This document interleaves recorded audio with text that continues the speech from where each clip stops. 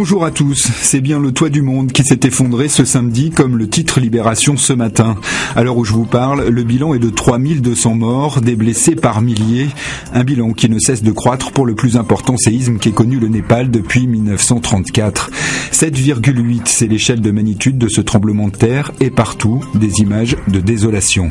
Dans la région de Pokhara, alors que la saison des treks battait son plein, nous explique le journal, de nombreuses expéditions ont été surprises par les avalanches déclenchées par le séisme et ses répliques tout au long du week-end. Mais c'est dans les villages les plus reculés que le bilan humain sera sans doute le plus lourd. L'humanité relaye l'appel à la solidarité lancé par le Secours populaire français.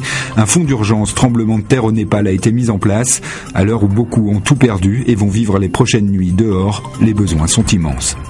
Face à une si grande détresse humaine, il est bien difficile ce matin de faire la part des choses et d'évoquer les autres titres de la presse tant cela peut sembler désuet, voire indécent. Les promesses empoisonnées de François Hollande, notre président, à la une d'aujourd'hui en France, qui semble se demander si la courbe du chômage s'inversera bien d'ici 2017, alors qu'il en a fait une condition à sa future candidature. Et oui, car 2017 c'est déjà demain pour certains, convaincus que leur bilan est excellent, que gouverner est plus important que de donner un cap.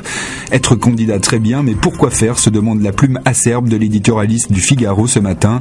Message qui s'adresse à François Hollande, mais aussi à tous les autres candidats.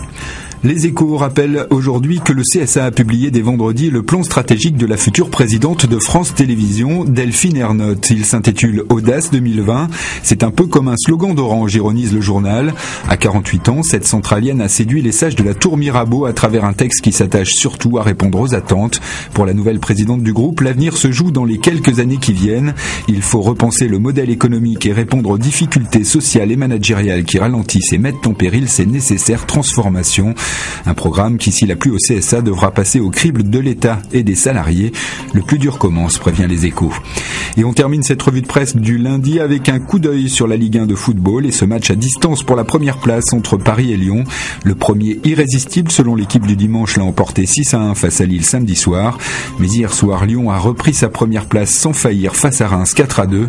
De belles promesses sportives en perspective pour la fin du championnat de France de football. Bonne lecture et bonne journée à tous.